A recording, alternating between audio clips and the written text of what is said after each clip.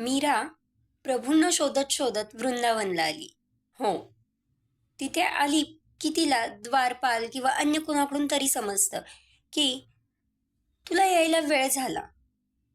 हो, तुला यायला वेळ झाला. प्रभू तर द्वारकेला गेले.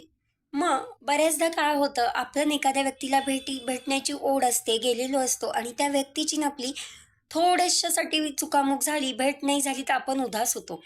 पण इथं उलटच झालं. मीरा जी होती ती जोराजोरात नाचू लागली, भजन करू लागली. बघणारे आश्चर्यचकित झाले. असं का? आम्ही तुला एवढं सांगतोय प्रभू इथं नाहीयेत आणि तरी तू भजन करतीयेस, नाचतीयेस. मीराने छान उत्तर दिलं. मीरा म्हटली याच्यासाठी, कारण प्रभू जर का मला इथे भेटले असते तर माझी यात्रा इथेच थांबली असती. पण आता माझी यात्रा परत द्वारकेपर्यंत सुरू झाली आणि मग भेटण्यापेक्षा भजन करण्यात, त्यांची आठवण काढण्यात एक वेगळाच आनंद आहे.